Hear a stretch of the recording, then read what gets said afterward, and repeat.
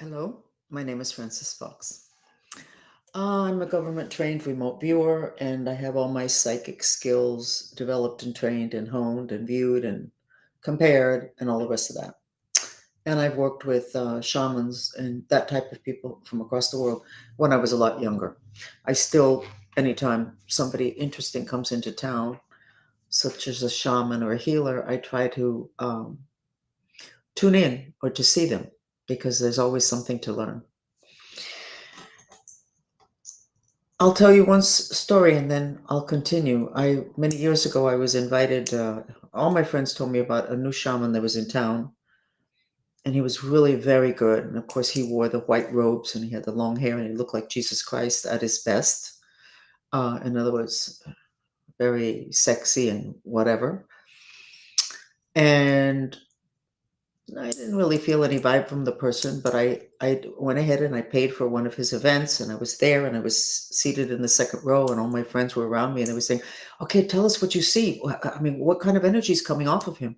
There was nothing coming off of him. He was not giving a healing. He was just moving his hands, looking very dramatic, looking very Jesus Christ, which was a good marketing tool and technique. But in the other dimensions, there was nothing. And yet we had a whole room full of people that were convinced that he was giving these incredible healings. And they got him on TV and it was a big deal. And somebody said, "Well, what did you see?" And I said, I tried not to say anything. And then I said, "I didn't really see anything. I mean, maybe he's doing something, but I didn't see it." "Oh, okay, okay." Anyway, eventually he paired off with a couple of the females and then the energy ended and he was gone. So it's very easy to pull the wool over people's eyes if what you say that you're doing is in the other dimensions and they're not able to see. But everything starts in the other dimensions. So it's kind of easy to pull the wool over people's eyes if you have that extra information and they don't. And like I tell a lot of my followers, and I tell the young people especially, in a land where everybody's blind, somebody who can see is king. In a land where everybody is kind of, their minds are fried from all the radiation, somebody who took care of his mind by being in nature enough, not sleeping with the cell phone, not sleeping right next to the router, that person is going to be a lot more clear. So I think that's something that we need to remember.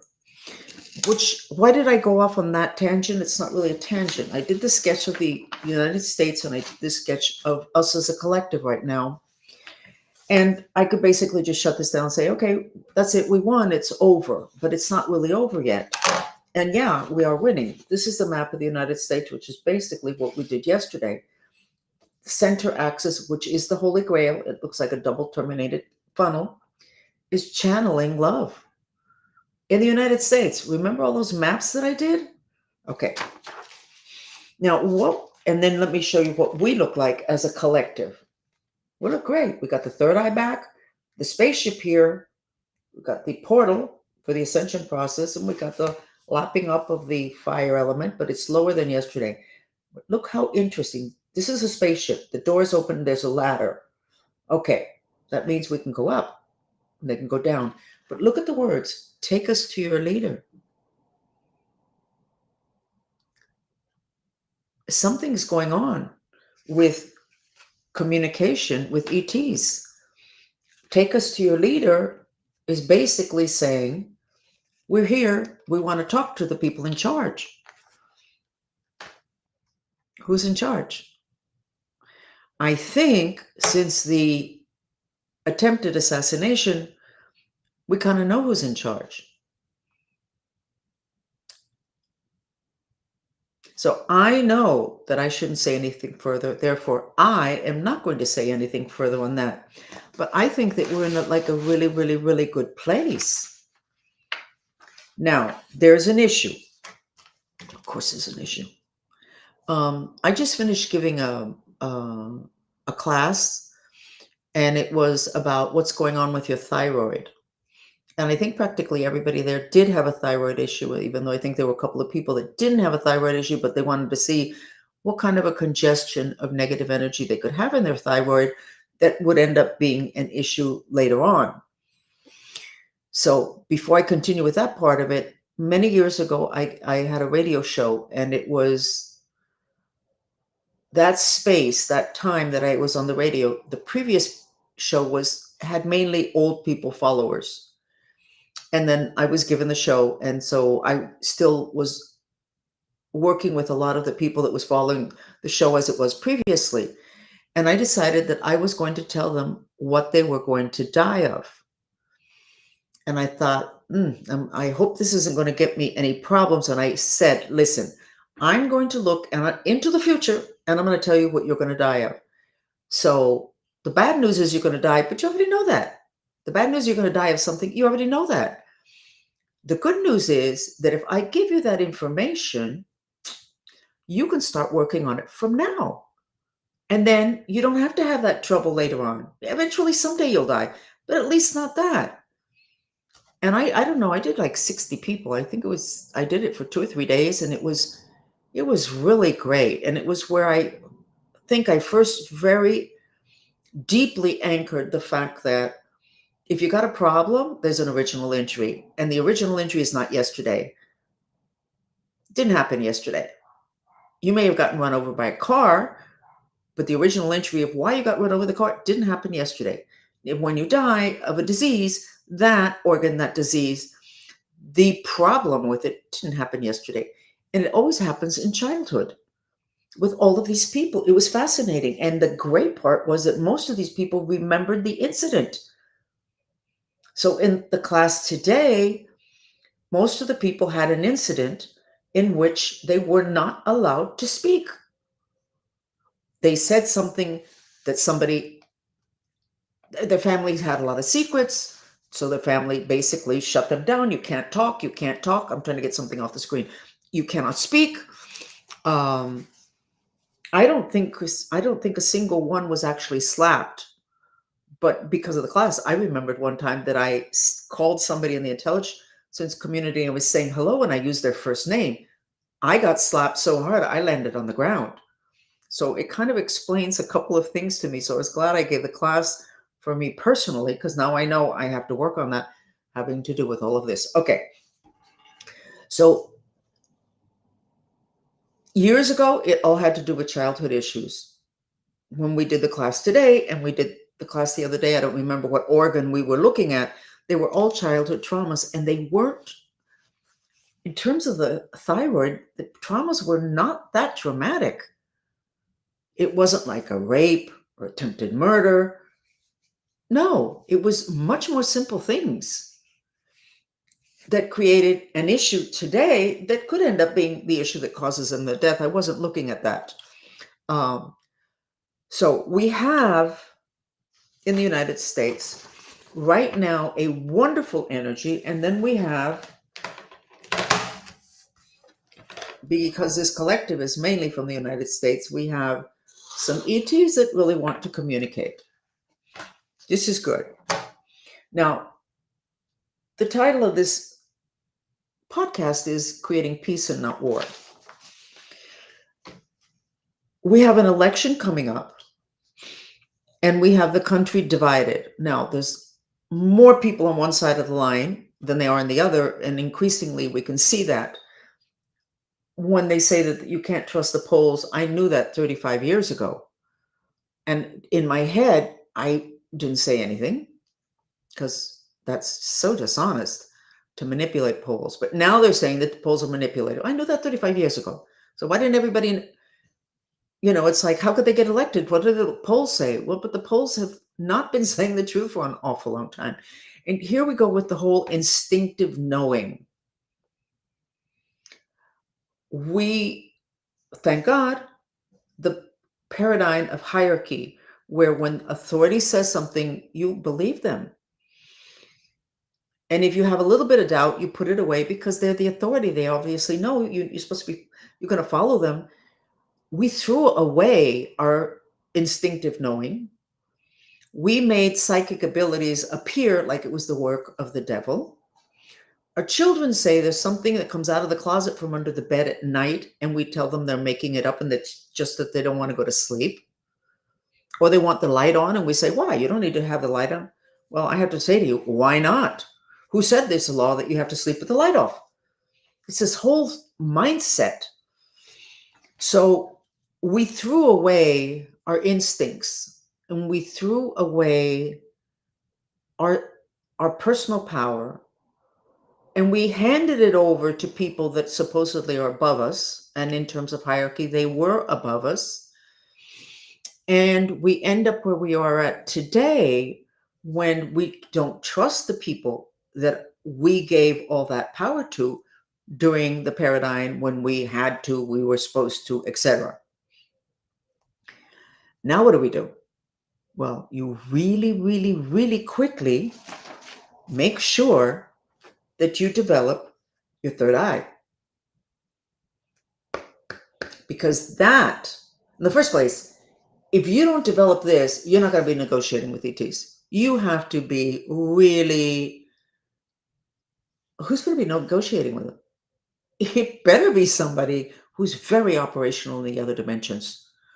Because you can't have people, beings with this much power, because having that information from the other dimensions, it makes you very powerful. You can't be having people negotiate with them who are totally handicapped in terms of psychic abilities. The intricate species communication is really not that difficult. You hear it in your head in the language that you understand. That was proven by the Russians decades ago.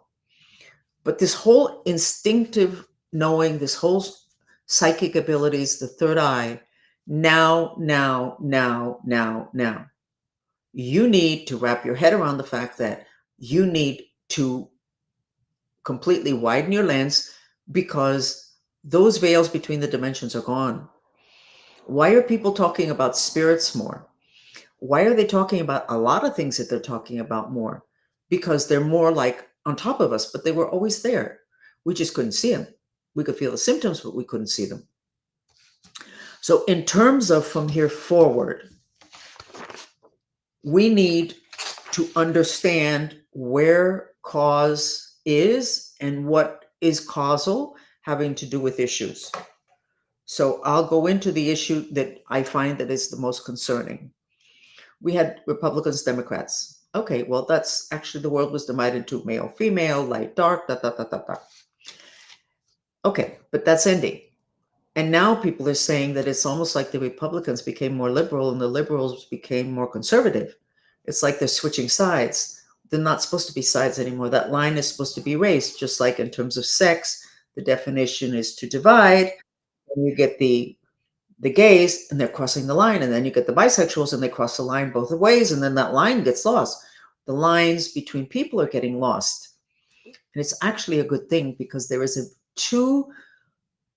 we think there is too strong a line, a division between us and the others, whether it's Democrats and Republicans. Those are the enemies, and that's the media, and that's legacy media, and this is whatever. Those lines have got to get softer, and we have got to really quickly wrap our heads around the fact that those ETs are the problem. I'm not saying these particular, that's blue, so they should be friends. The black ones, when I sketch in black, those are the enemies.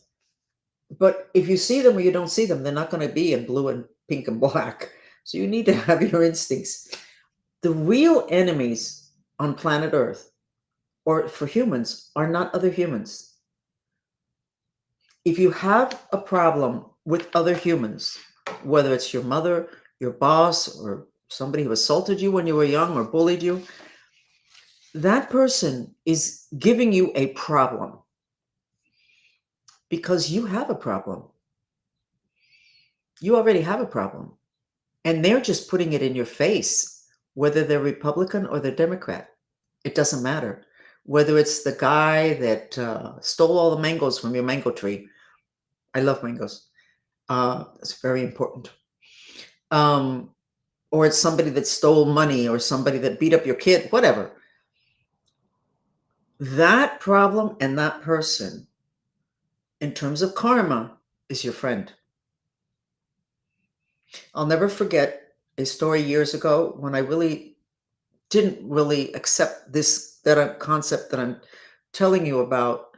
And somebody said there was an ashram in India, and there was a whole group of people, and there was somebody that was very difficult.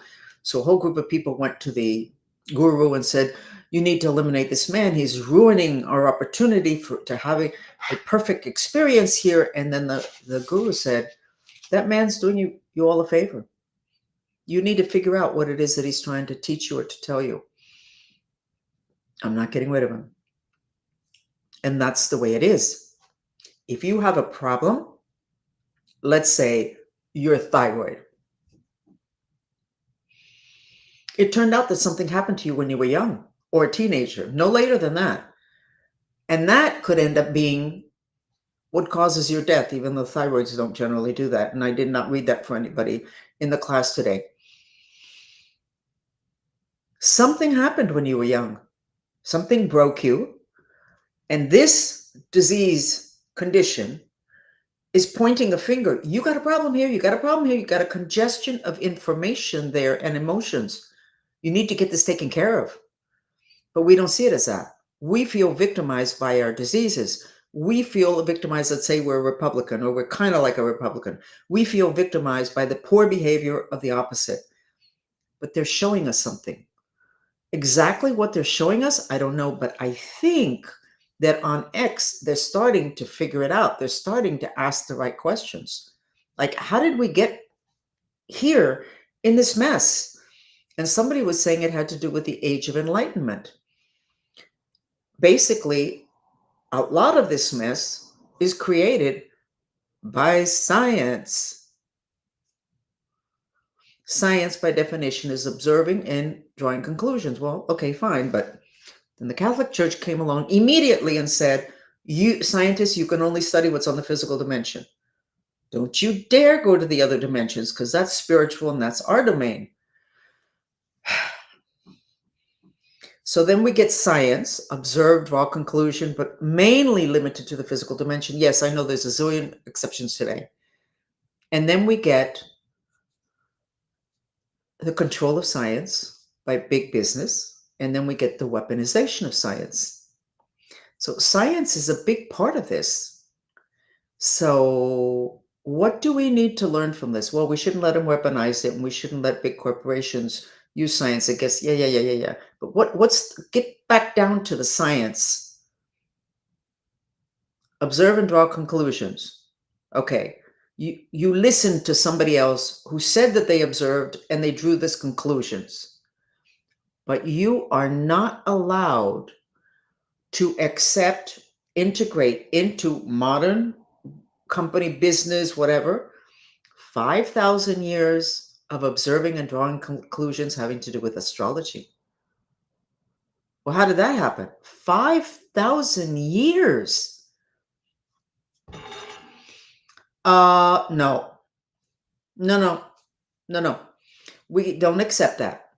Well, it turns out now that insurance companies have studied who has more accidents. It turns out astrologically, the Geminis have more accidents.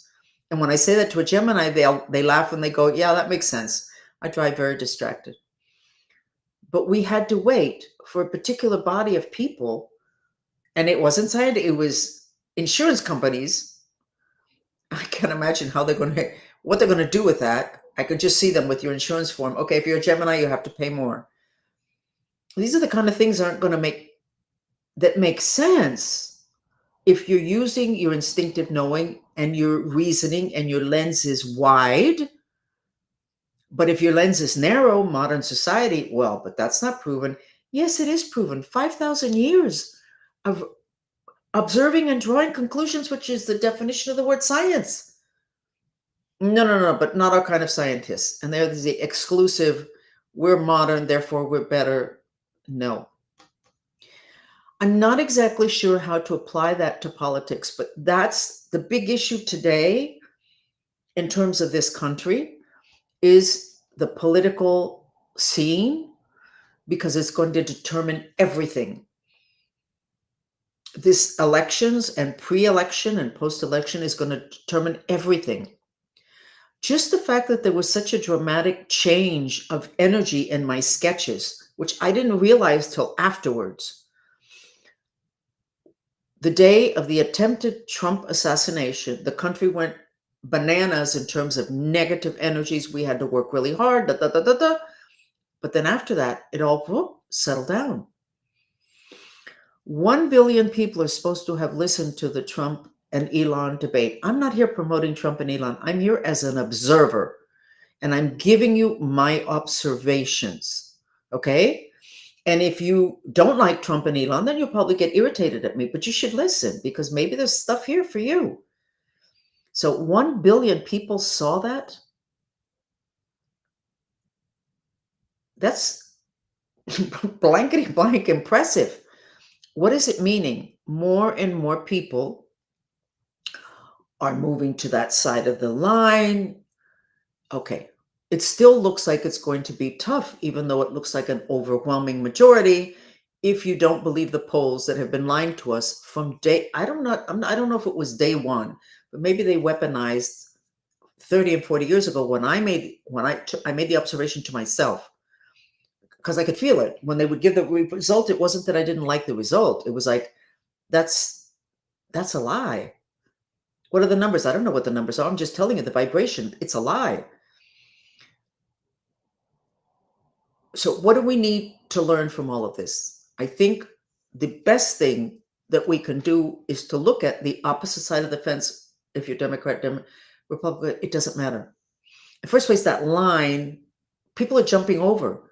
Oh, well, that's supposed to be Democratic behavior, and it's not, and that's supposed to be. So that line is getting blurry. But being it that there's such an excess of fire on the planet, which makes everybody ready to kill everybody else, they're just looking for an excuse to weaponize their particular volume of fire so that they can hate somebody, take somebody down.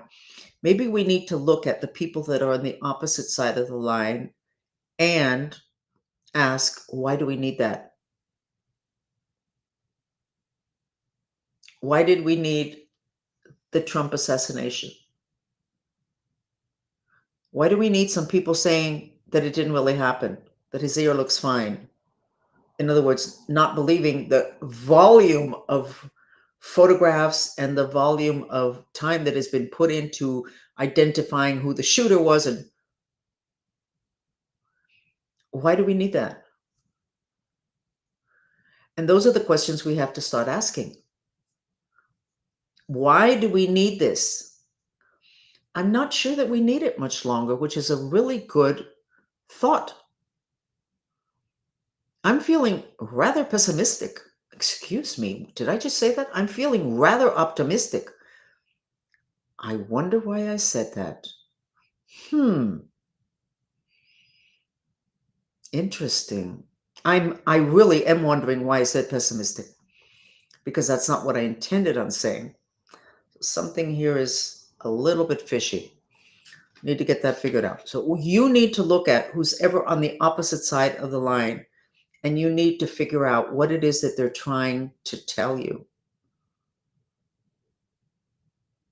What are they trying to tell you? Because once you figure that out and you take care of your part in it, they don't have to misbehave any longer. I was going to say a story, but it's a little bit too personal and too not like yuck yuck. So we're in a great place. I sketched Mexico. Mexico was in a great place last night. Venezuela was in a great place. And I said to my group, I said, listen, what excuse are we going to use to get together? Because everything's looking great. Well, yes, but we know how quickly things change. So we can't just, rest on our laurels. We have to continue to watch the process. And we still need to figure out why we needed the god-awful things that have happened and that continue to happen. The whole thing with woke, people that are woke, what is that really about? Are they really awake, or are they kind of recognizing something that's kind of old and they want to try to self-correct it now, except it doesn't need to be self-corrected anymore because it kind of got self-corrected or corrected by other people? We need to ask questions, and we need to ask the kind of questions that can help us take a step back and look at the enemy, or what we consider to be the enemy, and see if we can't get that taken care of without there having to be a big battle, because I think we're very, very aligned with some very good stuff. And one of the reasons why we have to look at it is because we need to understand that all of humanity, human beings, we're really holding hands in terms of trying to have planet Earth be kind of stable, because I think that a huge galactic war already started. When we were working on Venezuela last week and we were clearing the coast, which was very broken and was either going to have a catastrophe or an invasion, the north coast, which is the only coast in Venezuela.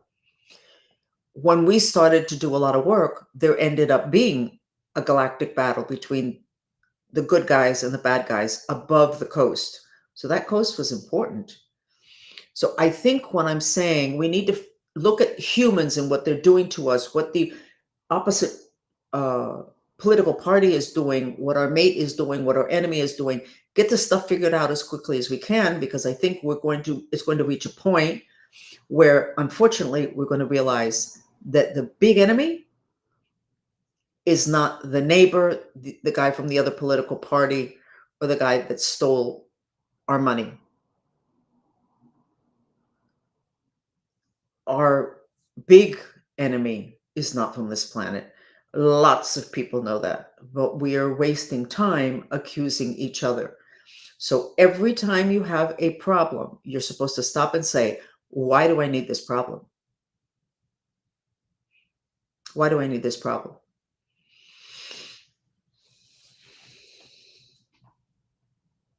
Why did we need for somebody to try to kill Trump? Well, the result of it was that we were able to see that something fabulous can come from something that's god awful. And that maybe, if you're of my opinion and increasingly more people's opinion, somebody who's trying to do some good is not going to be able to be taken down. Why do we need it? I don't know. You need to look at that yourself. Why do you need the problems you have today? Why did these women have problems with their thyroids? And it wasn't that their mates today or their bosses don't allow them to speak, because it all had to do with speaking truth. It's from childhood, parents, people that love them, but damage them. So keep asking, why do I need this problem? Why do I need this problem? Why do I need this problem? And then you will be ready for what I believe is going to come up next. So let's go ahead and go back to the mantra of being afraid to be a master. And let's use the new music that we did for Venezuela that everybody's loving, and pay attention to your crown chakra, because that music that Mateo Cuaron composed for us particularly deals with issues of the crown chakra, which has to do with faith. Okay, so let's get the mantra up.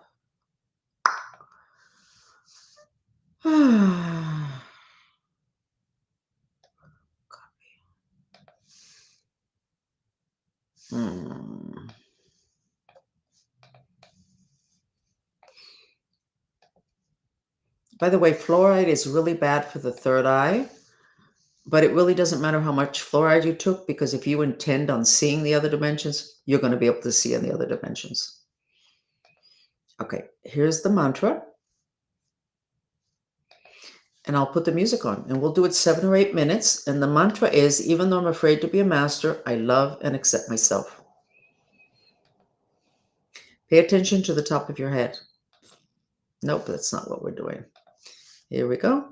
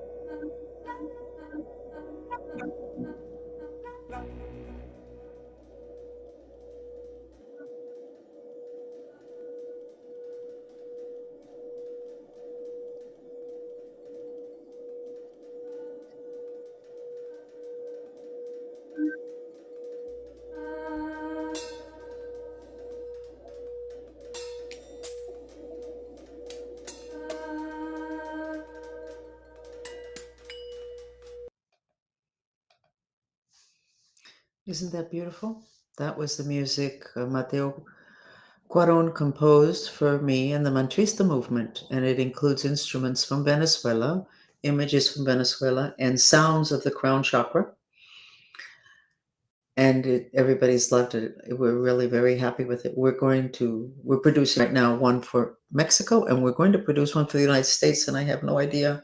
I don't have an idea yet what I'm going to Ask Mateo to do with that one. But I think that when I had that Freudian slip about being negative rather than positive, I think it's because I know too much about the other dimensions. I know too much about ETs. Um, and I know that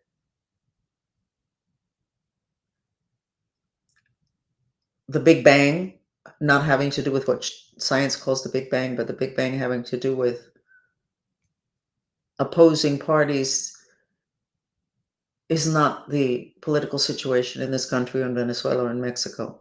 Those stuff are working through the thing in the Mideast. Who knows? The Big Bang is going to be with off planet, and nobody's ready for that. And I guess we're doing. I'm dancing as fast as I can to try to open up people's awareness. For that, people have to be able to trust people that can actually see in other dimensions and they don't. And too many of the good people are not mixed in with modern society people. That's why in this incarnation, rather than being born in a mountain with goats and animals on a little farm, totally surrounded by nature, which is a lot of my incarnations, I chose to be born in a military situation where then they would send me to a small farm-like setting in Tibet for a year to get kind of stuff like that in order to be able to deliver to the information to modern society. Modern society is not ready because modern society has been arrogant and thinking that it has all of the answers to the point to where it doesn't accept 5,000 years of observations about astrological influences on human beings. It took an insurance company to do a study, the kind that you respect, to come up with the fact that Gemini would be the worst drivers, so maybe you shouldn't be giving insurance to a Gemini or make them pay more. But I'm sure they would not dare to suggest what 5,000 years of observation has shown us and what their own computer programming of 5 million people showed them. They wouldn't dare. The widening of the lens in business at that level, no can do. So I think maybe that was because I was thinking about it. What was that Freudian slip about? I'm happy. I want to reinforce that everything looks great, but there's some negotiating going on. So take us to your leader. What does that sound like? Believe me, these people have been here before. We haven't been there, maybe, but they've been here. That take us to your leader means we have some talking to do. So let's see. We may never find out. Thank you for joining me, and we will see you again. And for those that are listening via podcast, I hope you're enjoying the music and the mantra. Thank you. Bye.